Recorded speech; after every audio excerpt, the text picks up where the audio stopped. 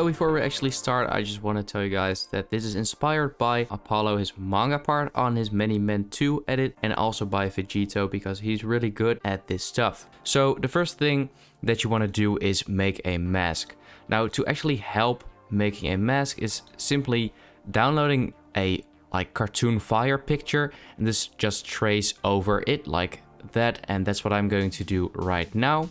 And now that I think of it, it was even easier to just get an actual PNG, because then you can go to layer and click on auto trace, which will just mask it for you. Or when you have like a manga panel, you can trace over the fire if you want to have like a fire from that scene, or just use that as a reference. Once you have done this, your mask will look like this. I'm going to add a new solid and just copy the mask over to this part and delete this one. Then I added a gradient, and for the top one I added light red orange, and for the bottom one a more of like a yellow orange. Then duplicate the layer, go to M and duplicate the mask. Press M twice on your keyboard to open all of these settings.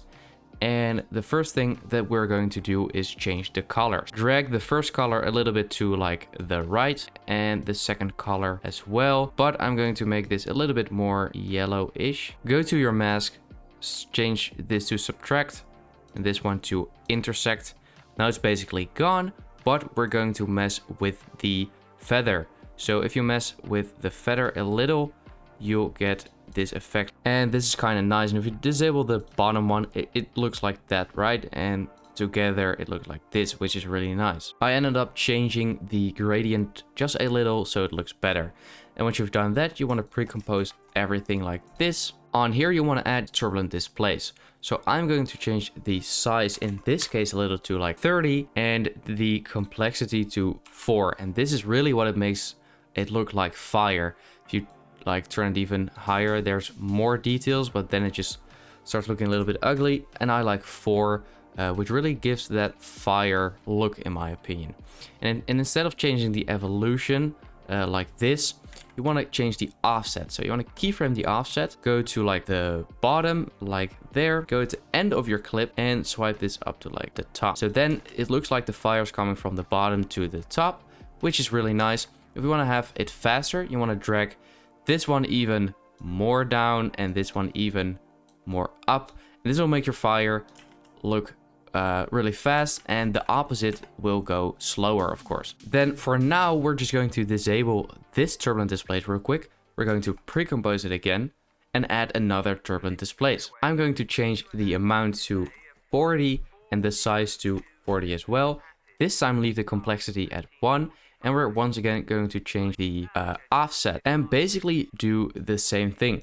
So now you have this extra like wobbly effect, and we disabled the other turbulent displays just so we can see what we're actually doing here better. Then go inside this pre-comp and turn this back on, and now this is kind of the effect. And we're going to duplicate this layer, add deep glow or any glow you want to the bottom layer. I just really like deep glow, because deep glow is just one of the best glows in my opinion, but it's not an effect that is already in After Effects. Once you've added any glow you want to select everything again, pre-compose it, and add your last effect. And that is the cartoon effect. And this really makes it look like a sort of like manga type of fire. If you want to use it for that, I mean, that's where I use it for. You can leave all of these settings alone, but simply mess with mainly the threshold and the width. Like the threshold makes it look like that. If there's more detail in there, if you lower the threshold, then it will get less detailed, and the opposite of course. And the width is just how thick it actually is. And that's kind of it. But now we're going to do one last thing, and that is duplicate this layer. But don't duplicate it with Ctrl and D, because then if you go in here and change anything, you will also change the other comp, which is really annoying.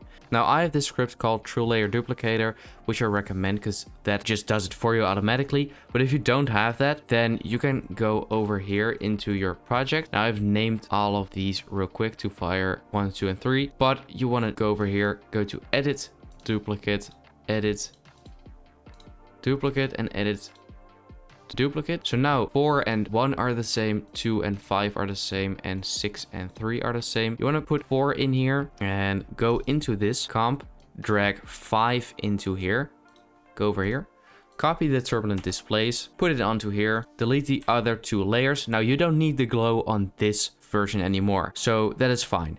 You want to go back in here again, then drag Fire 6 onto this, do the same, and boom. Now you want to go into here and go to the bottom layer, add deep glow, change the exposure to 5, or actually, like I said, any glow, but again, deep glow is just so good, that's why I always use it.